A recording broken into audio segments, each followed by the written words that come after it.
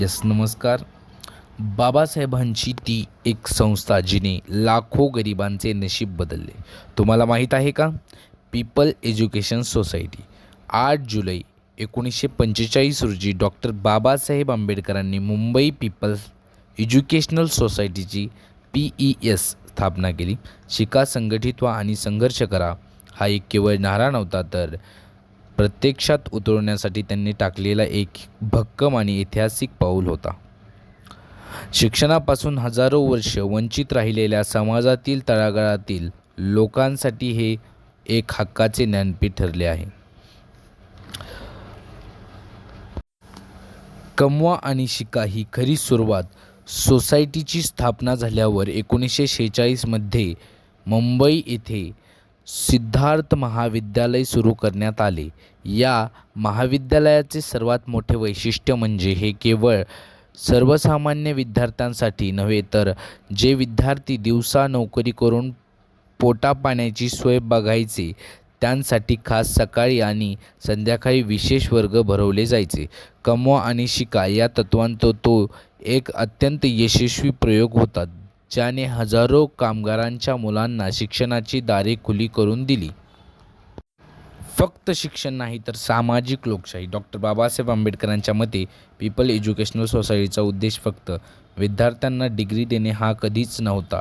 या संस्थेची स्थापना भगवान गौतम बुद्धाच्या 5 महातत्त्वांवर आधारित होती: प्रज्ञा, शील, करुणा आणि समता. लोकशाही, समता आणि न्याय. शिक्षणामधून केवळ पुस्तकी ज्ञान मिळू नये, तर विद्यार्थ्यांमध्ये सामाजिक लोकशाही रुजावी आणि समाजातील समानता प्रस्थापित व्हावी, हा डॉक्टर बाबासाहेबांचा मूळ हेतू होता. मुंबईच्या बाहेर ही ज्ञानाची गंगा. अनेकांनी असे वाटते की पीपल एज्युकेशनल सोसायटी फक्त मुंबईपुरती मर्यादित आहे, पण बाबासाहेबांची दूरदृष्टी त्याहून मोठी होती. त्यांनी मराठवाड्यातील मागासवर्गीय ग्रामीण विद्यार्थ्यांसाठी संभाजीनगर, औरंगाबाद येथे विस्तारणीय अशा नागसेन वनात मिलिंद महाविद्यालयाची स्थापना केली. इतकेच नाही, तर महाड, पुणे, बंगळूर आणि अगदी बिहारच्या बोधगयामध्ये त्यांनी शैक्षणिक संस्था जाळे विणले.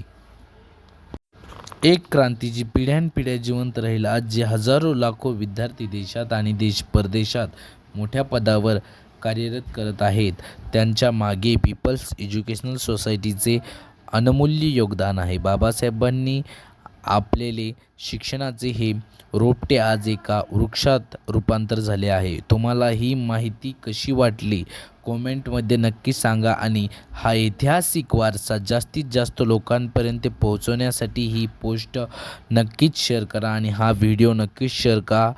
धन्यवाद. हा तुम्हाला व्हिडिओ कसा वाटला? SDS एज्युकेशनल अशाच माहिती घेऊन येत असतो तुम्हाला. तर अधिक माहितीसाठी आत्ताच भेट द्या SDS एज्युकेशनल चॅनल, सबस्क्राईब करा.